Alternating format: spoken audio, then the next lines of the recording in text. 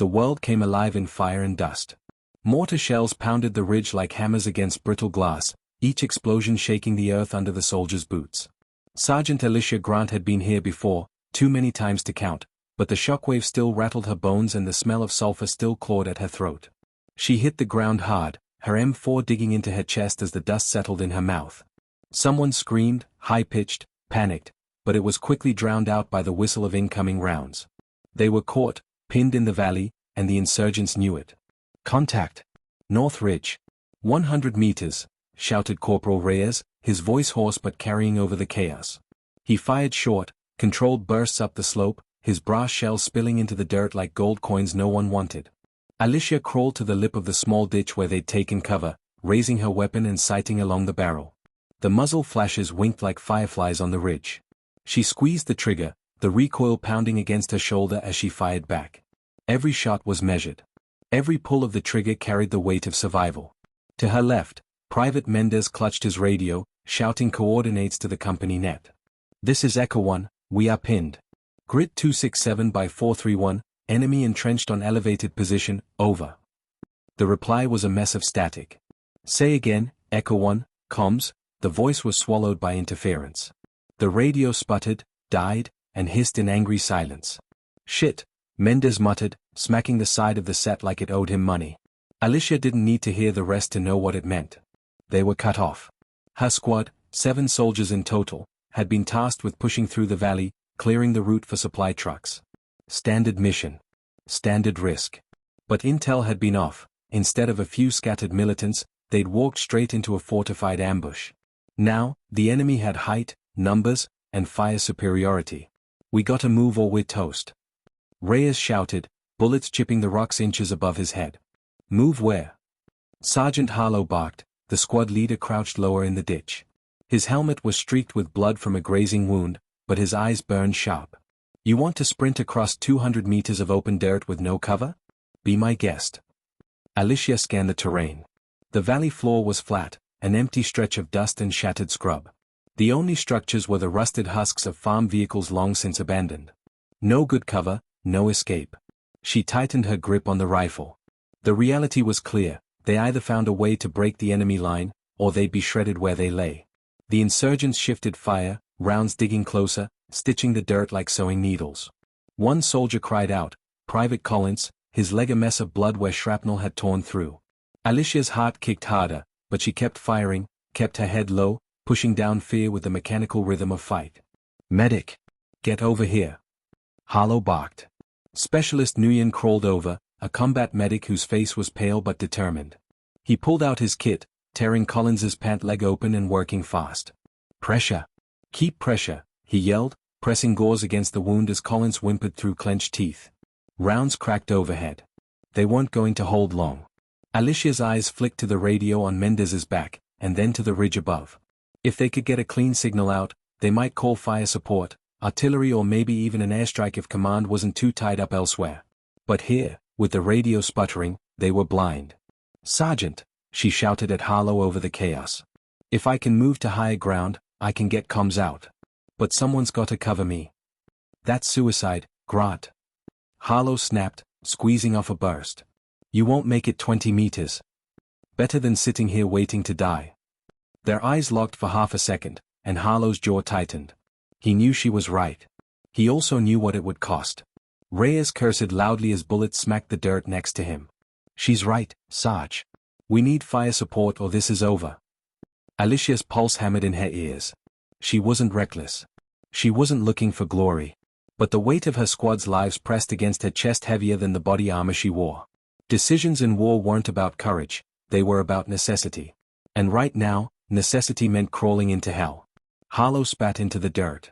"Fine. Grant, you on it. Reyes, Mendez, you lay down suppressive fire. Make every round count. The rest of you, stay low."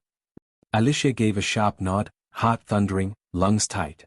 She slung her rifle, pulled her sidearm tight against her chest, and tucked the radio unit free from Mendez's back. "Don't you dare drop it, Sergeant," Mendez muttered, voice shaking despite his attempt at humor. "Not planning on it," Alicia shot back, forcing a thin smile. The plan was simple in words, brutal in execution. She had to crawl across 200 meters of open valley floor under enemy fire to reach the broken ridge opposite the insurgent position. If she made it, she'd be high enough to punch through the interference and call support. If she didn't, her squad would be down one more gun, and one less chance at survival. On my mark, Harlow said, raising a hand. The seconds stretched, thick and unbearable. The sound of the firefight roared, a storm that swallowed thought. Mark. Reyes and Mendez erupted, unleashing a hail of fire toward the ridge. Their rifles barked relentlessly, shells clattering around them.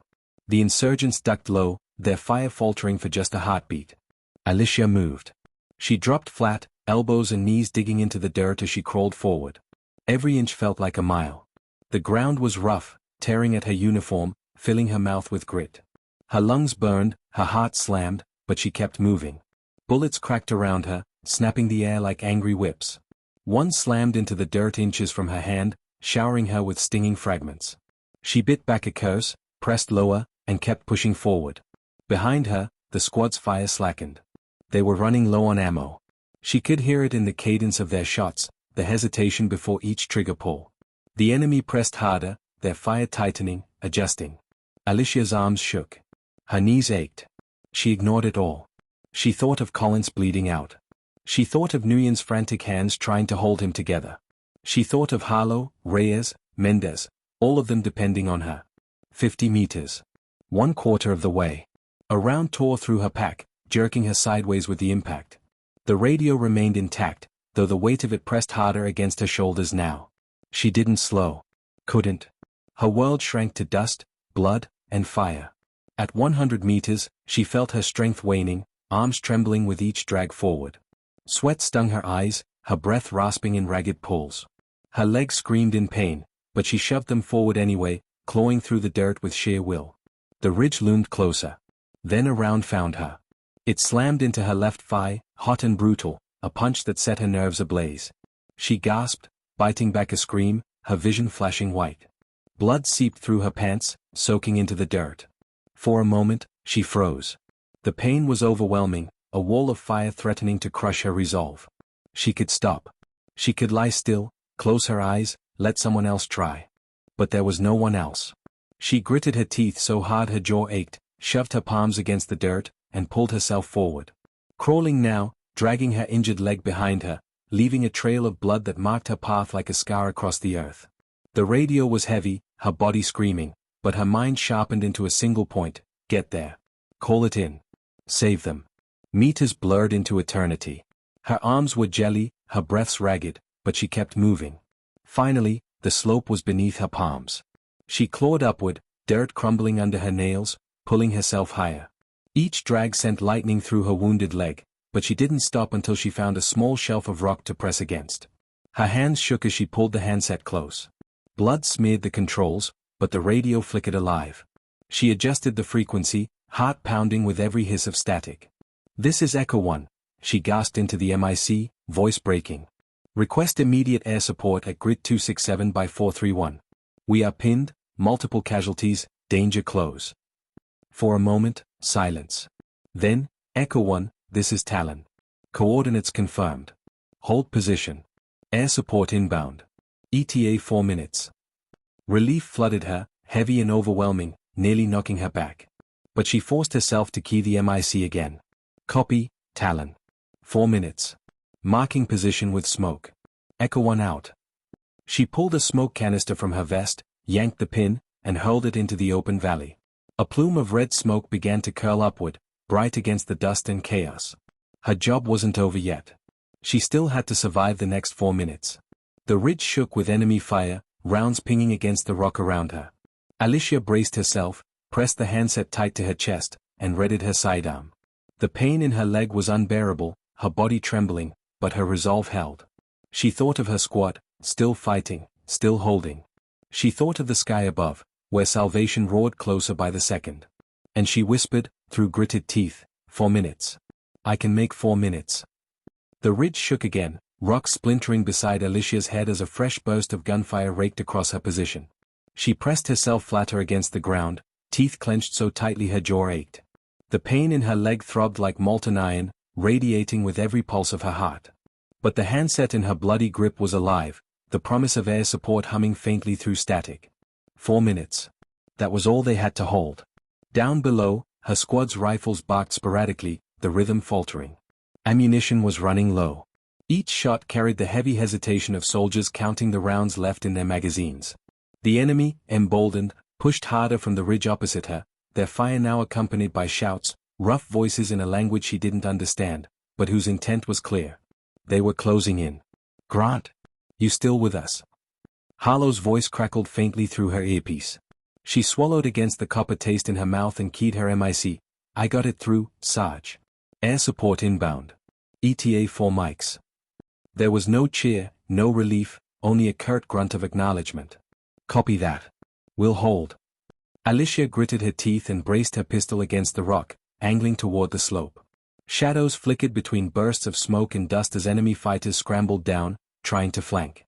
She steadied her aim, fired once, twice, and watched one tumble lifelessly down the rocky incline. The recoil jolted her arm, the noise deafening this close, but she didn't flinch. The seconds dragged, each one heavier than the last. A scream tore across the valley, Private Mendez. Alicia jerked her head toward the ditch below, just in time to see him collapse backward, clutching his chest. Blood soaked his uniform as Reyes pulled him down, shouting for Nguyen. The medic scrambled, already blooded from tending Collins, his kit nearly empty. Alicia's got twisted as she watched from above, helpless. "Mendez is hit bad," Reyes yelled. His voice cracked, ragged with panic and rage.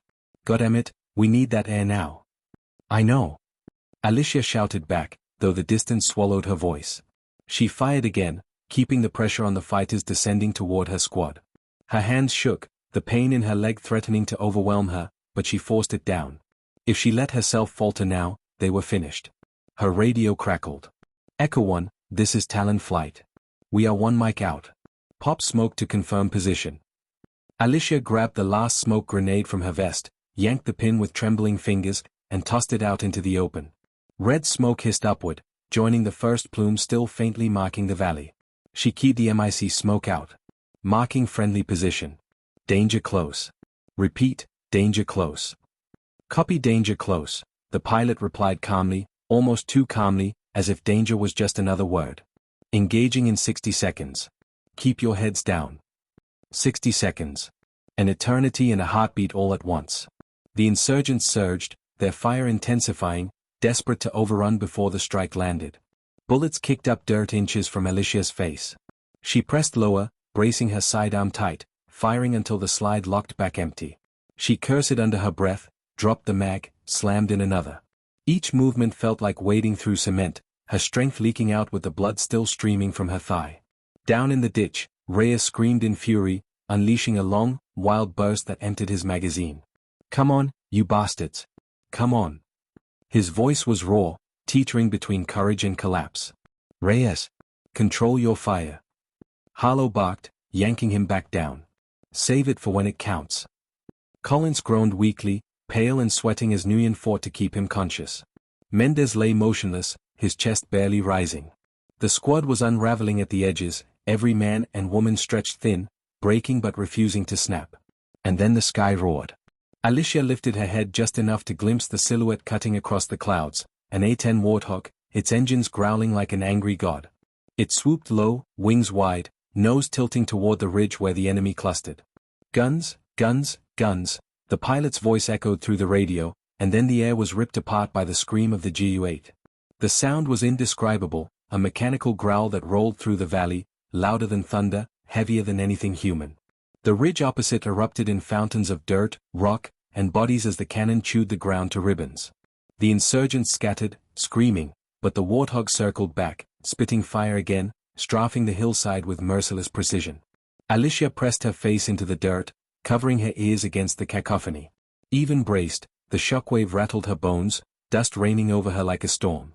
But when she dared lift her head again, the ridge was silent. No muzzle flashes. No shouts. Only smoke curling upward from the shattered earth. Echo 1, Talon. Target neutralized. You're clear. Recommend exfil ASAP before they regroup. Alicia keyed her MIC with trembling fingers. Copy, Talon. Good effect on target. Echo 1 out. For a moment, there was only silence. The kind of silence that feels too loud, after chaos. Then a ragged laugh burst out of Reyes, sharp and half-mad. Holy shit, we're still alive. Shut up and check your ammo, Harlow snapped, though even his voice carried a thread of relief beneath the steel. Alicia slumped back against the rock, letting the pistol drop to her lap. Her body trembled, drained, the pain in her leg no longer just fire but ice seeping up through her veins. She pressed her hand against the wound, sticky with blood, and tried to breathe steady. They weren't out yet. Grant, status. Harlow called up to her. Still breathing, she rasped. Legs hit, but I'll manage. Sit tight. We'll get to you. The squad regrouped cautiously, dragging the wounded together. Nguyen worked with grim focus, shifting from Collins to Mendez, checking pulses, applying what little he had left. Reyes and another soldier, Daniels, kept watch, eyes scanning the smoking ridge for any sign of movement. Minutes bled together. Alicia forced herself not to fade, not to let the exhaustion drag her under. She needed to stay sharp. Because in war, silence wasn't safety, it was a pause before the next storm. And sure enough, the radio crackled again, this time not from the sky but from the valley. A voice Alicia didn't recognize, accented and rough, broke through their channel. American soldiers. You are surrounded. Surrender now, and maybe you live. Reyes froze. Daniels swore under his breath. Harlow ripped the headset from Mendez's gear, snarling into the mic, "This is Sergeant Harlow, United States Army. You want us? Come and try." Laughter answered him, cold and mocking. Then static. Alicia's gut tightened. Whoever that was, they weren't bluffing. The ambush had been planned too well, the numbers too heavy. The airstrike had cut a hole, but holes close fast. "Harlow," she called down, her voice hoarse but steady. "We need to move. They'll press again once they regroup." He looked up at her, sweat and blood streaking his face, eyes sharp with calculation. Then he nodded. "You're right. We head south, toward the dry riverbed. Better cover there. But we move now, or not at all." "Collins can't walk," Nguyen said flatly. "Mendez is." He stopped, jaw tightening, glancing at the motionless body beside him. The silence said enough. Alicia swallowed hard, the loss hitting like another round to the gut. No time to mourn. Not now. "Daniels, Reyes, grab Collins," Harlow ordered. "Nguyen, stay close. Grant," he hesitated, eyes flicking to her leg. "I can move," she cut in before he could finish. She pushed herself upright with a groan, biting back the wave of nausea. Her wounded leg screamed with each shift, but she gritted her teeth and shouldered her rifle again. "Let's go before they tighten the noose."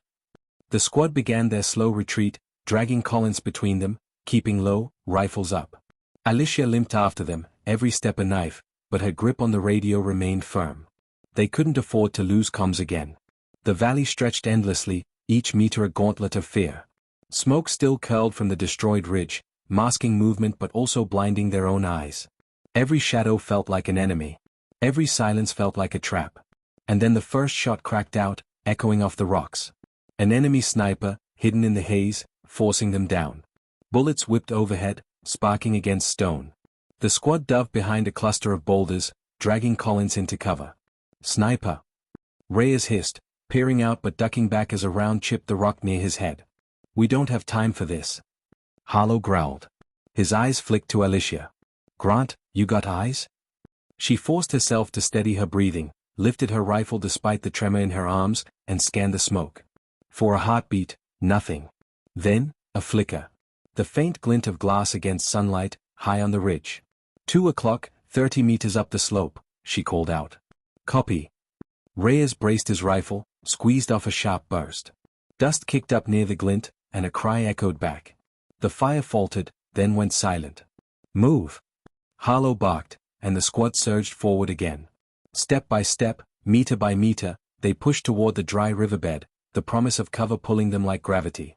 Alicia limped, every step agony, but she refused to slow. Behind them, faint shouts rose again, the enemy regrouping. The storm wasn't over. It was only chasing them now. When they finally slid into the shallow cut of the riverbed, the relief was almost physical.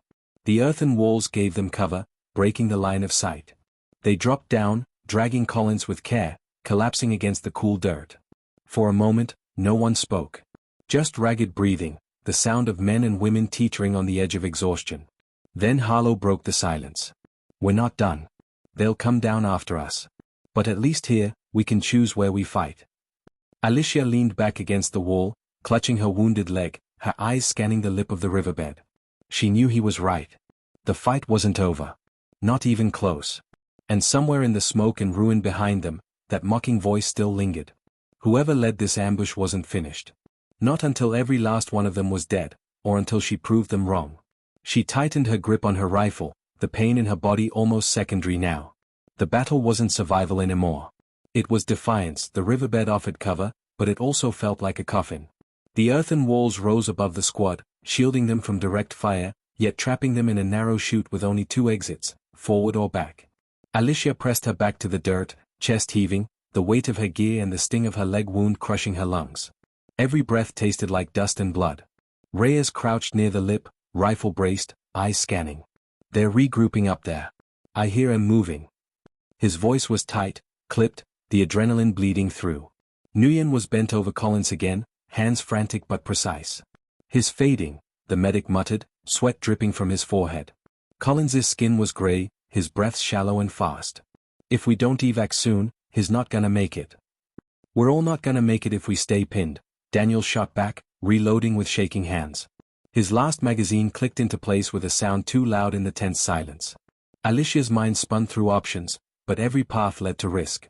The squad was bleeding, literally and figuratively. They were down Mendez, Collins was barely hanging on, and their ammo count was a ticking clock. They needed extraction, but calling it here in the riverbed would just invite another ambush. Harlow crouched low, helmet shadowing his eyes. His voice, when he spoke, was calm but edged with steel. We push south. Riverbed leads to the foothills, more cover, maybe even a defensible position. Grant, you still got comms? Alicia shifted the radio on her back, wincing as pain flared through her leg. Signal's weak here, but I can try once we're further out. Good. You're our lifeline. Protect that radio like it's your own damn heart. Reyes gave a short, bitter laugh. My heart doesn't weigh 30 pounds, Sarge. Shut it, Harlow snapped, though his own lips twitched in the ghost of a grin. Even here, even now, a flicker of humor could crack through the darkness. They moved, slow and deliberate, dragging Collins between Daniels and Reyes. Alicia limped after them, her rifle slung but ready, her eyes scanning the rim above. Every step sent a jolt through her thigh, each one a reminder of how close she'd come to failing back on that crawl. She couldn't afford to fail now. The sound came first, boots scuffing, rocks tumbling. The enemy was shadowing them along the rim, unseen but close. Alicia raised a hand, signaling halt. The squad froze, breath caught, rifles ready. Shouts echoed down, foreign words barked like commands. A burst of gunfire followed, rounds cracking into the riverbed wall, showering them with dirt. Contact left. Daniels yelled, firing upward. Bullets sparked off the rim, and a body tumbled down into the riverbed with a sickening thud. Chaos erupted. Fire rained from above, pinning them flat against the walls.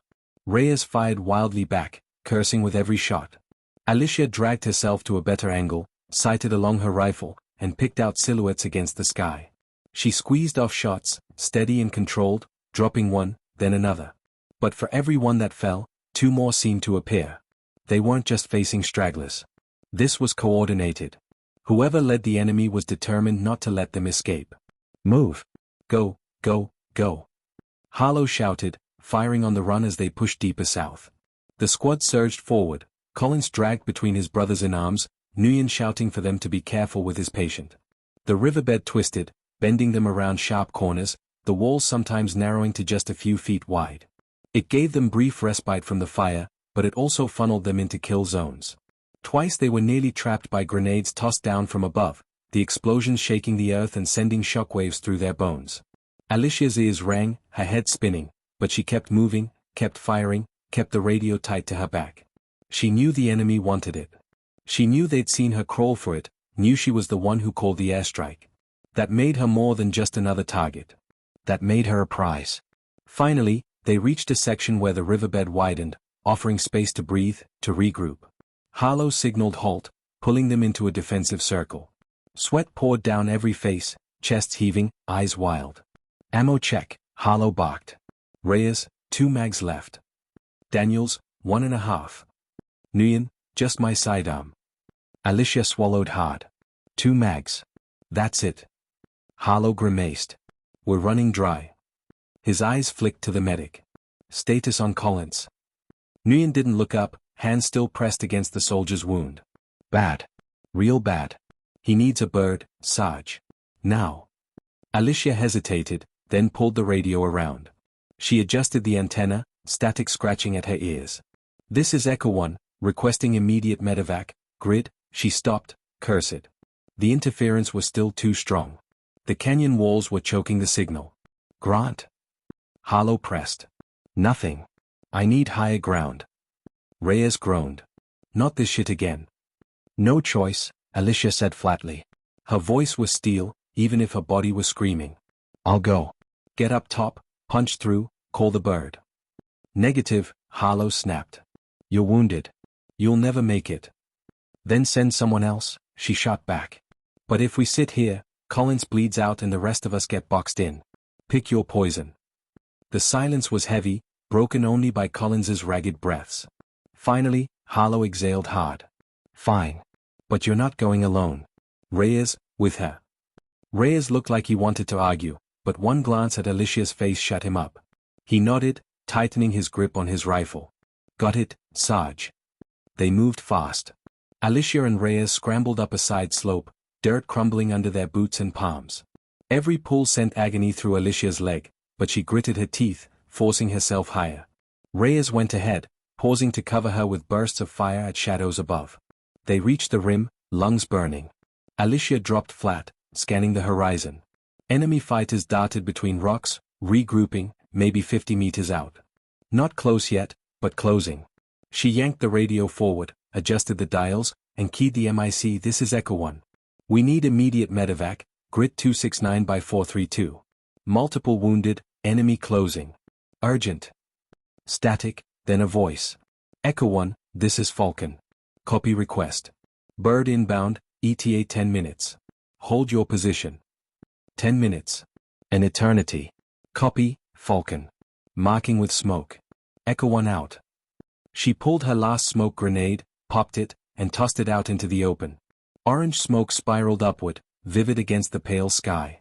10 minutes, she muttered to Reyes. We just have to buy 10 minutes. He snorted, raising his rifle. Plenty of time to die. The enemy surged. Gunfire erupted, rounds snapping overhead. Alicia and Reyes returned fire, measured and deadly. She ignored the pain, ignored the tremor in her hands, focusing only on the sights, the trigger, the target. One fell. Another stumbled. Still more came. Down below, Harlow and the others opened up, forming a deadly crossfire. The canyon echoed with thunder, bullets sparking and ricocheting, shouts and screams blending into the chaos. Alicia's magazine ran dry. She slammed in her last, teeth bared, sweat stinging her eyes. Reyes cursed beside her, his rifle smoking hot. They were down to scraps, every round precious. 3 minutes, the radio crackled. Falcon inbound, 3 minutes. Alicia fired again, the recoil biting into her shoulder. Her wounded leg gave out beneath her, but she held the line, forcing herself to focus through the haze of pain. The enemy pressed harder, desperate to crush them before the bird arrived. And then she heard it, the distant thrum of helicopter blades, faint but growing. Salvation in the sky. Birds coming in, she shouted, voice raw. The enemy heard it too. They charged, a final push, screaming as they flooded the rim. Reyes roared and met them head-on, his last rounds cutting them down. Alicia switched to her pistol, firing point-blank as a fighter lunged toward her. The man fell, his weapon clattering to the dirt. The helicopter roared overhead, rotors whipping dust into a storm. A Black Hawk dipped low, side gunners opening fire, cutting swathes through the enemy ranks. The battlefield exploded into chaos as the insurgents broke, scattering under the rain of fire. Go. Move now. Harlow's voice bellowed from below. Reyes grabbed Alicia under the arm, hauling her toward the rope line the crew dropped. She grit her teeth, ignoring the fire in her leg, and clambered up with sheer desperation. Below, the squad lifted Collins, Nguyen shouting orders, Daniels covering with his last rounds. One by one, they scrambled aboard, dragging the wounded into the belly of the bird. The Black Hawk lifted, rounds still snapping past as the last enemy fighters fired blindly. Alicia collapsed against the floor, lungs burning, body trembling, blood soaking her uniform. But as the ground fell away, as the valley shrank beneath them, she let herself finally exhale. They'd survived. Barely. Nguyen hovered over Collins, shouting for a medic kit.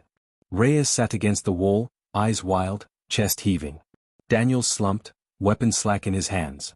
Harlow stood near the door, staring down at the smoke and ruin below, his jaw tight.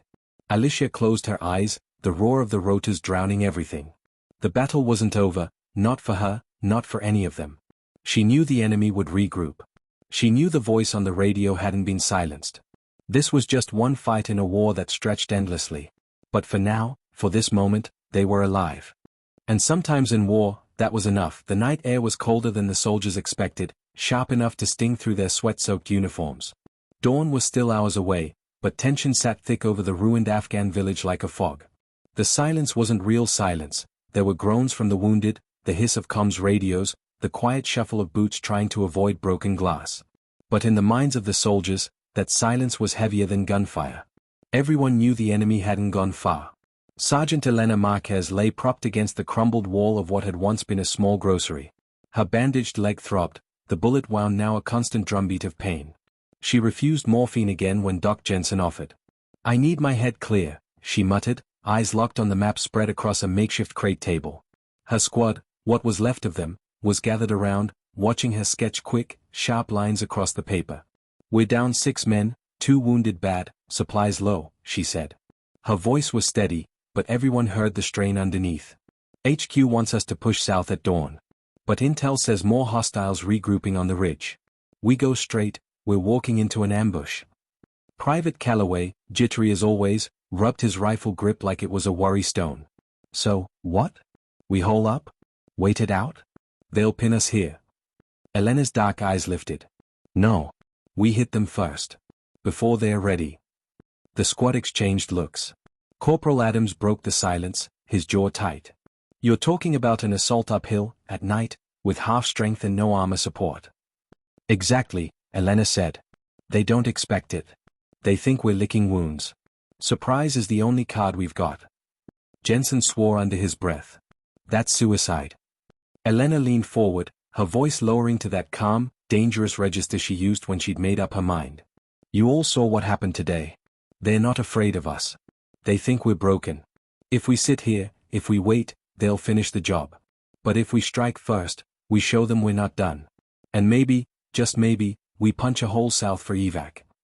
Silence again. The kind that stretched. The men studied her, weighing fear against trust. It was Adams who finally nodded. "Then we fight."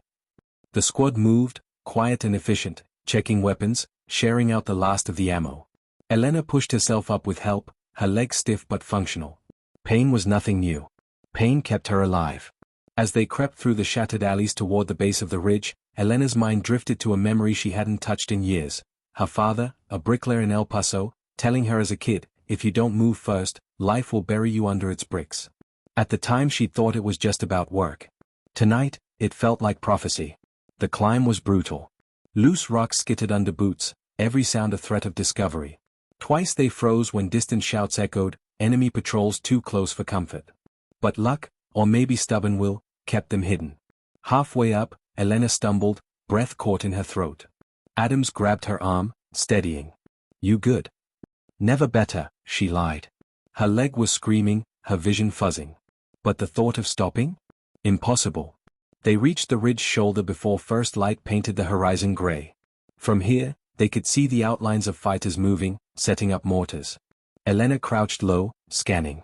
"They're preparing to shell the village. If we hadn't moved," she cut herself off. "Orders wouldn't wait." Adams, flank left with Calloway. "Jensen, you're with me. We take the mortars first. Quiet as you can." The squad slid into positions like shadows. Elena's breath steadied, finger tightening on her trigger. She counted under her breath. 1, 2, 3. The crack of suppressed fire split the dawn. Chaos erupted. The first mortar crew dropped before they knew they were under attack. But others spun, firing wildly into the half-light. Adams' rifle spat back, Calloway shouting as he emptied rounds. The ridge became a storm of muzzle flashes and dirt sprays. Elena fired, dropped one, then another. Her leg gave under her, and she hit the ground hard, teeth rattling. Jensen dragged her behind a boulder, yelling over the din, "You're bleeding through again."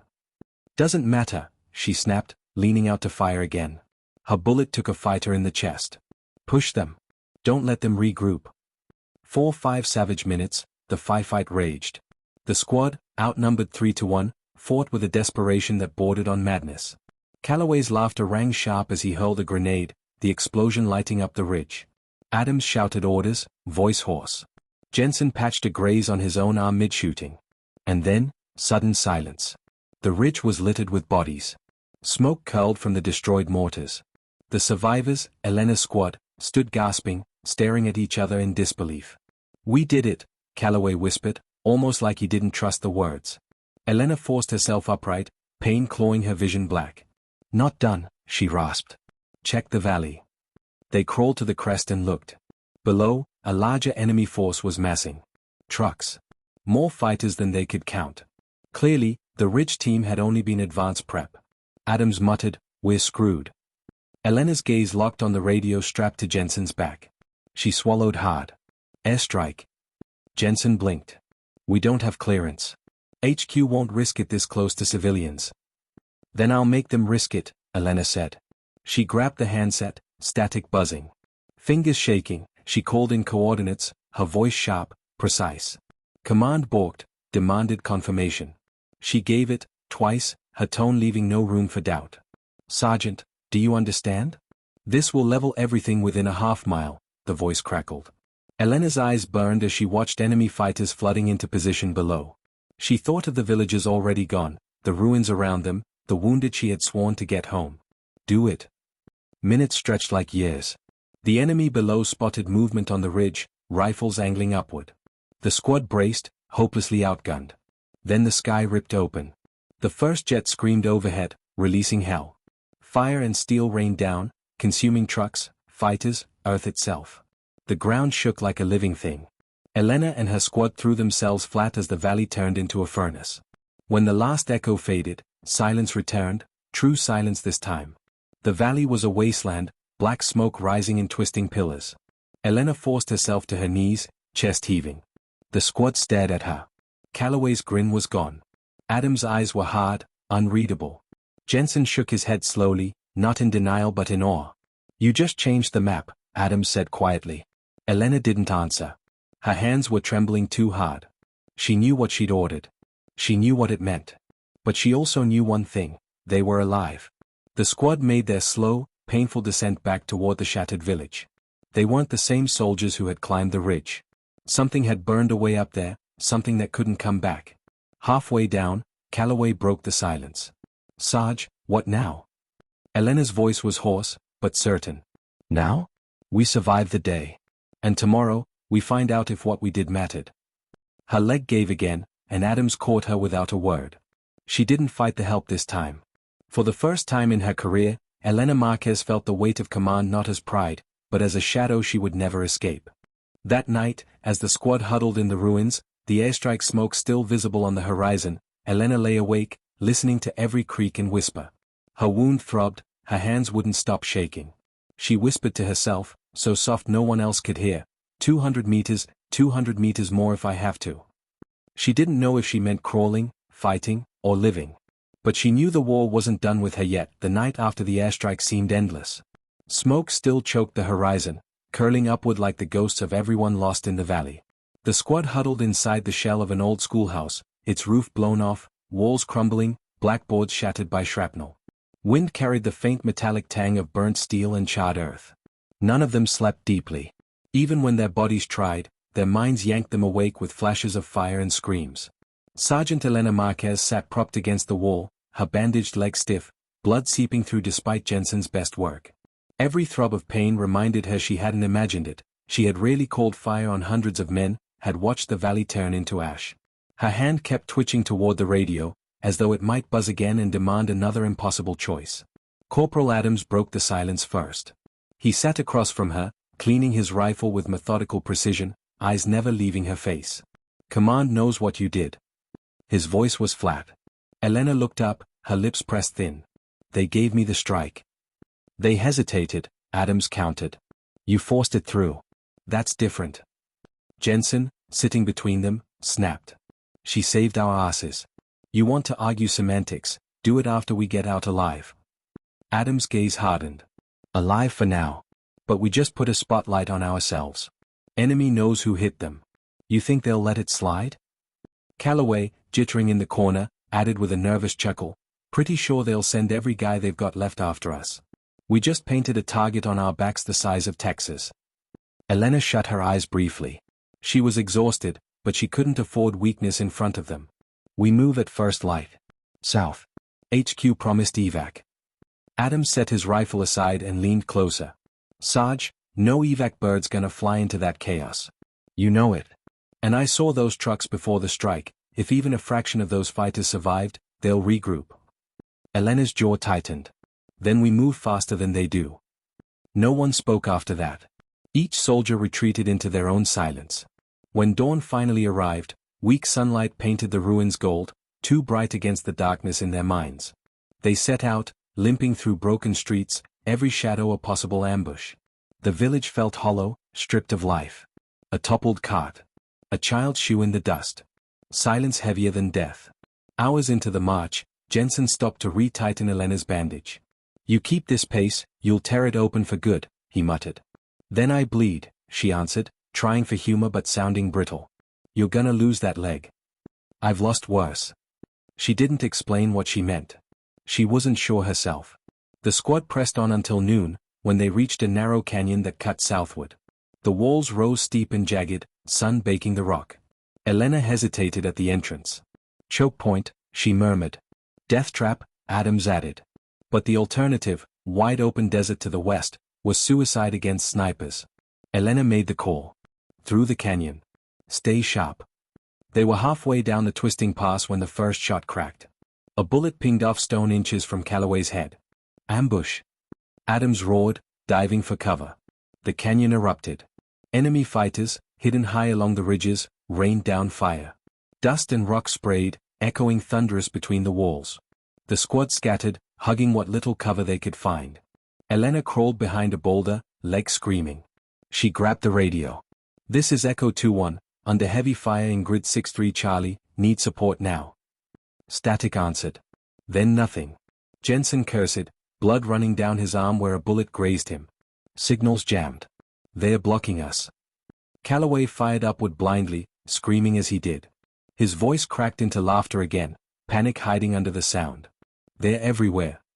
Elena shoved down her fear. Fear didn't matter. Orders mattered. Adams, cover right. Calloway, keep their heads down. Jensen, with me, we climb. Jensen stared. Climb? You can't. Do it, she barked. They scaled the canyon wall, scrambling over loose rock as bullets whined past. Elena dragged herself one agonizing handhold at a time, her bad leg trailing uselessly. Twice she nearly fell, once saved only because Jensen shoved her upward with a grunt. At the top, they rolled onto flat ground, gasping. 3 enemy fighters turned too late, rifles swinging toward them. Elena's pistol barked 3 sharp times. All 3 dropped. She staggered up, Jensen pulling beside her, and they raked fire down into the canyon. The ambushers who'd pinned her squad found themselves flanked, their cover suddenly worthless. Adams and Calloway surged upward with renewed fire, cutting them down. Minutes later, silence. Smoke curled from the canyon floor. The squad regrouped, panting, shaking, but alive. Calloway laughed hysterically, sliding down to sit against a rock. I thought we were done. Elena holstered her pistol, breath ragged. Not today. But inside, she knew Adams was right. They weren't surviving because of luck or training anymore. They were surviving because death hadn't caught them yet. They pushed on, slower now, nerves frayed. Food nearly gone, water rationed. By evening, they stumbled into another village, this one intact, though eerily deserted. Doors hung open, meals left unfinished. The air stank of fear. Adams muttered, they cleared out fast. Elena ordered a sweep. Inside one house, Jensen found a boy no older than 10, hiding under a bed. His eyes were wide, terrified. Jensen coaxed him out, but the boy refused to speak. Elena crouched, ignoring the pain shooting through her leg. Where did they go? She asked gently. The boy finally whispered one word, mountains. Then he bolted, sprinting out the back door and disappearing into the hills. The squad shared uneasy looks. They knew something was coming, Adams said. That night, they set watch rotations. Elena sat awake again, listening to the faint howls of wind. Her mind replayed the boy's eyes, haunted, hollow, older than 10 years should ever look. She thought of her own younger brother, safe back in Texas. And she wondered what he would see if he looked in her eyes now. Near midnight, Adams joined her on watch. He lit a cigarette, shielding the glow with his hand. After a long drag, he said, "You ever think we're just delaying the inevitable?" Elena didn't answer immediately. She stared at the stars, harsh and sharp against the black sky. "Every day." Adams flicked ash. "But you still keep pushing." "Because if I stop, they all die." Adams studied her for a moment, then gave a small nod. "That's why I follow you, Sarge. Even when I don't like your calls." It was the closest thing to respect he'd ever given her. Morning brought new trouble. Scouts on the edge of the village spotted dust plumes, vehicles approaching fast. Enemy, without doubt. Elena gathered the squad. "We can't fight vehicles with what we've got. We move into the mountains. Harder terrain, better cover." Calloway groaned. "Mountains? With no food? We'll starve." Elena met his eyes. "Better starving than dead." They pushed into the rocky foothills as engines roared closer behind them. The climb was punishing, their bodies screaming for rest. Calloway stumbled often, muttering curses. Jensen's wound slowed him. Elena's leg was fire. But none of them stopped. By afternoon, they reached a high ridge overlooking the valley below. Enemy trucks rolled into the abandoned village, fighters swarming through, searching. From this height, the squad was invisible. Relief was short-lived. Adams pointed east. "Smoke. Campfires. They're already in the mountains." The squad followed his finger. Faint trails of smoke rose from hidden valleys. Enemy outposts, waiting. Elena's throat went dry. Trapped between forces behind and ahead. Jensen voiced what they were all thinking. "We're running out of road, Sarge." Elena gripped her rifle tighter, forcing her voice steady. "Then we make our own road." But even as she said it, she felt the weight pressing down heavier than ever. Every choice she made cut their options smaller. Every step forward narrowed the path until only one question remained, not if they'd make it home, but how many of them would. And as night fell over the mountains, cold biting through their thin gear, Elena Marquez whispered to herself again, the mantra she'd clung to since that first crawl through blood and dirt. 200 meters more. Always 200 meters more. She didn't know if it would be enough. But she knew she would not stop. The mountains loomed like jagged teeth against the sky, their shadows swallowing the squad whole. The climb had stripped them of words, breath spent only on dragging one foot in front of the other. The higher they went, the colder it became, until the thin Afghan wind sliced through uniforms and bit at exposed skin. Sergeant Elena Marquez forced her body forward despite the fire in her wounded leg. Every step was punishment, every breath drawn through clenched teeth. But stopping wasn't an option. The enemy was behind them, more waiting ahead. The only way out was through, no matter how impossible the terrain. By morning, frost coated their gear. Calloway's lips were cracked, his hands trembling as he clutched his rifle like it was the only thing tethering him to sanity. Jensen's arm was stiff from blood loss, the bandage soaked through again. Adams trudged with silent endurance, face carved into stone. They found a cave by midday, shallow but hidden enough to rest. The squad collapsed inside, exhaustion dragging them to the ground. Elena stayed on her feet, scanning the valley below. Smoke rose in multiple places. Enemy patrols were spreading through the range, moving like a net tightening around prey. Adams finally broke the silence. "We can't outrun them. Not like this. Supplies are gone, bodies are breaking. Sooner or later, they catch us." Calloway barked a hollow laugh. "Good pep talk, Corporal." Adams ignored him. His eyes stayed locked on Elena. "So what's the move, Sarge? Keep walking till we drop? Or actually make a plan?" Elena turned from the valley, meeting his gaze. Her own voice was rough, but steady. "We don't run. We fight. On our ground, not theirs." Jensen frowned. "Fight? With what? We've got half a mag each, no grenades, no food. That's not fighting, that's suicide." Elena crouched, dragging a stick across the cave floor, sketching quick lines. "This canyon funnels east. Patrols will sweep through it, guaranteed. If we set up here," she tapped the narrow choke point, "we can bottleneck them. Ambush, hit hard, take their gear, their rations. Maybe even a radio we can boost. Calloway shifted uneasily. Ambush a patrol? That's a lot of maybes, Sarge. It's the only option, she snapped, harsher than she meant. Her throat tightened. She softened, just a little. If we keep running, we die tired. If we fight, at least we die standing. That landed like a hammer. No one spoke for a long moment. Then Adams finally gave a sharp nod. Then we fight. They spent the rest of the day preparing. Rocks rolled into piles for cover.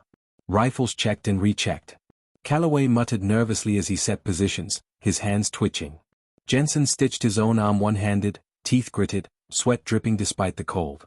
Elena crawled through every inch of the choke point, memorizing sightlines, forcing her injured body to move as though it weren't breaking. By nightfall, the squad was hidden, waiting. The silence stretched thin, every sound magnified, the drip of water from stone, the rasp of breath. Then, finally, movement. Voices carried faintly, foreign and sharp. Flashlights bobbed in the distance. Elena's pulse spiked. She raised her hand, signaling patience. The enemy patrol walked into the canyon, 6 men, rifles slung, confident. Too confident. Elena waited until they were at the choke, hemmed in by stone. Her hand dropped. The canyon exploded. Gunfire echoed like thunder, muzzle flashes lighting the dark.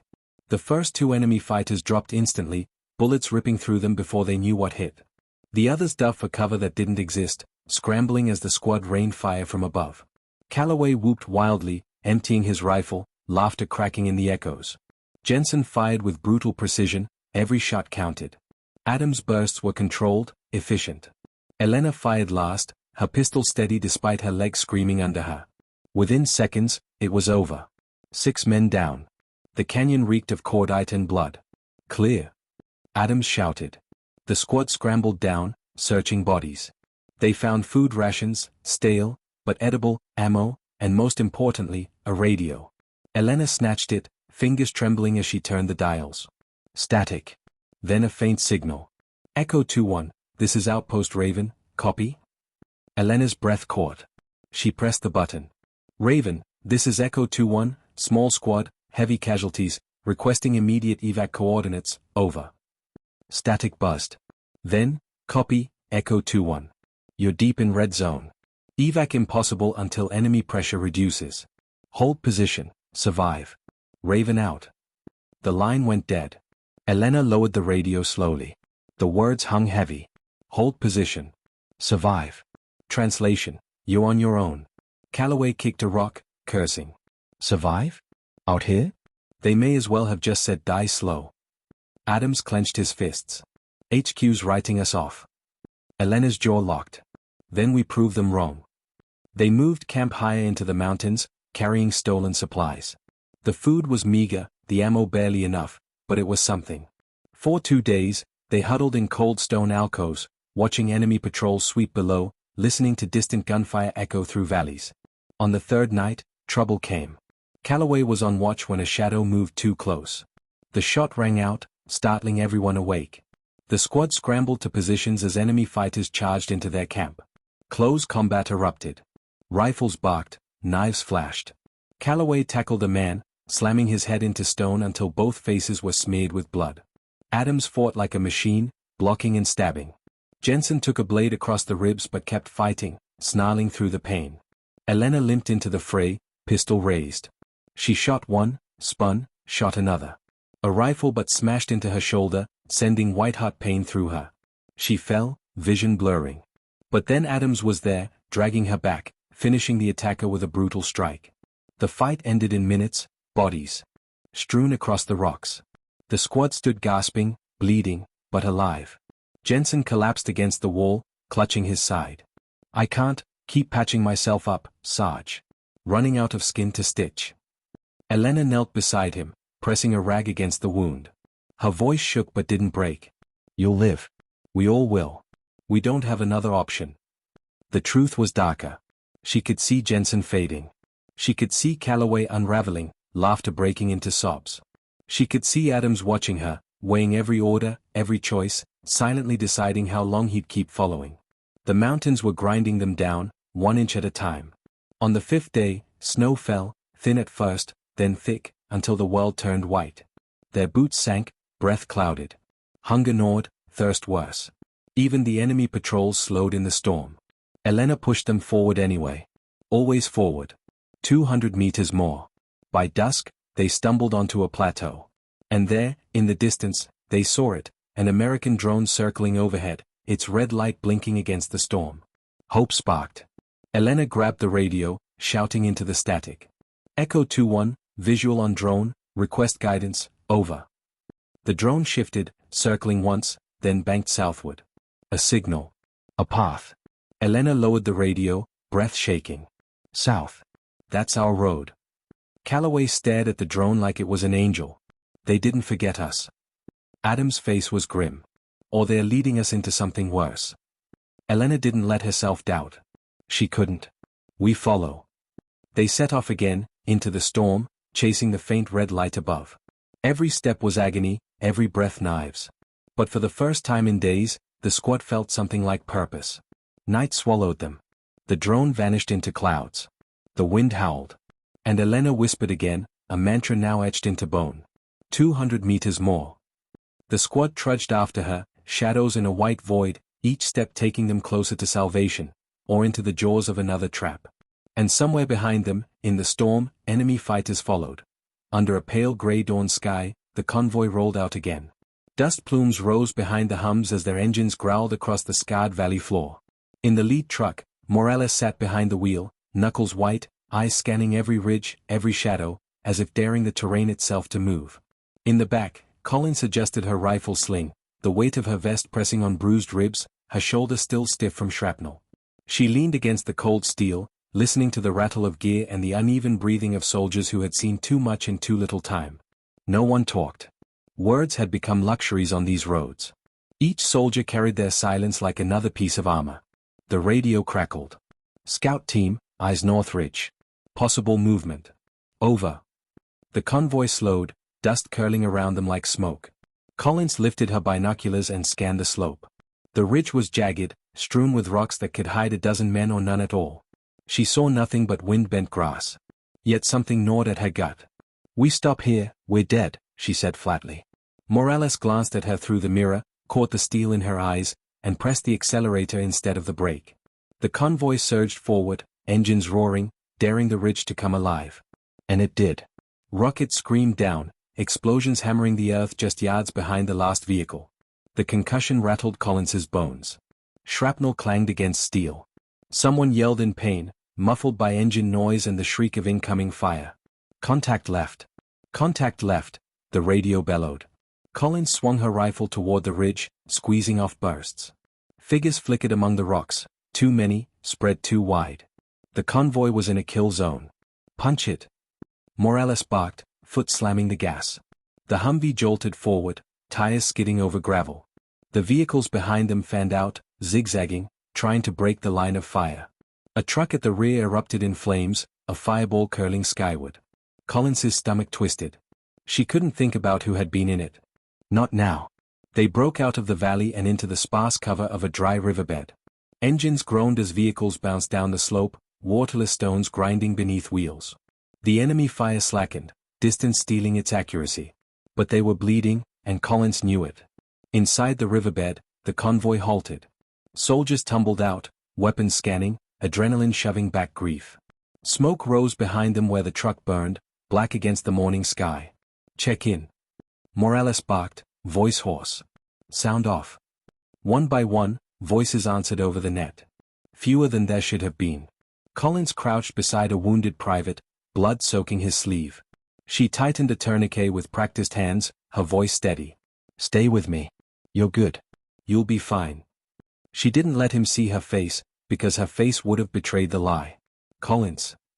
Morales crouched beside her, voice low. We can't sit here. They'll circle on us. She tied off the bandage, wiped her hands on her pants, and met his eyes. Then we hit them before they hit us. He stared at her for a beat, then gave a sharp nod. By midday, the plan was set. They couldn't wait for reinforcements, the terrain was too hot, the risk of another ambush too high. Instead, Collins led a squad to sweep the ridges, to hit the insurgents before they regrouped. They climbed out of the riverbed in silence, rifles up, boots crunching gravel. Heat shimmered over the rocks, the sun punishing every inch of exposed skin. Sweat ran into Collins's eyes, but her hand stayed steady, her breath controlled. Halfway up, the ridge exploded in gunfire. Bullets pinged off stone. A soldier cried out, sliding back with a wound in his leg. Collins threw herself behind cover, returning fire, her squad fanning out. She shouted orders, voice cutting through chaos. Suppressive fire left. Grenade on my mark. A corporal hurled a frag, the blast tearing through the enemy nest. Dust and screams filled the air. Collins surged forward, firing, heart pounding but mind sharp. Every decision counted. Every second stretched into eternity. They cleared the first nest, then the second, momentum driving them uphill. Enemy fighters scattered, some falling, others vanishing into the rocks. The ridge was theirs, but the cost was heavy, 2 men wounded, another lifeless on the slope. Collins stood at the crest, chest heaving, scanning the valley below. Smoke still rose from the destroyed truck. The convoy looked small, fragile against the vast landscape. For a moment, she felt the weight of it, the responsibility, the lives balanced on every call she made. She didn't let it crush her. Not now. That night, the squad dug in among the rocks. The sky was a black dome, stars cold and sharp. Soldiers whispered in the dark, their voices thin, clinging to scraps of humor as if laughter could keep them alive. Morales sat with Collins, passing her a dented canteen. "You know," he said, voice dry, "when this is over, I'm opening a taco truck. None of this army chow garbage. Real tortillas. Real carne asada. You in?" Collins drank, wiped her mouth with the back of her hand. "Only if you name it after me." He chuckled, low and tired. Collins's combat tacos. Got a ring to it. She almost smiled. Almost. But her mind kept circling back, to the private whose blood had soaked her hands, to the empty seat in the convoy. To the fact that tomorrow, and the day after, more names would be added. The radio hissed, breaking the moment. "Intel confirms enemy reinforcements moving toward your position. Estimated strength, platoon-size element. You need to exfil before dawn." Morales swore under his breath. Collins didn't. She simply looked out over the valley, her eyes hard, her voice steady when she said, "Then we move at first light. No mistakes. No looking back." The night pressed close around them, heavy with the promise of another fight. Soldiers shifted in their makeshift foxholes, checking rifles, whispering prayers, clinging to the hope of sunrise. Collins lay on her back, staring at the stars. Her body ached, her wounds throbbed, but her mind was sharp, restless. Every choice she had made carried weight, every loss carved deeper into her. Yet beneath it all was the same iron core that had kept her crawling across 200 meters of hell to call in salvation. She wasn't done. Not yet. And as the first streaks of dawn painted the sky, Collins rose with her rifle in hand, ready to lead her soldiers once more into fire. The war wasn't finished with her. And she wasn't finished with it. The end.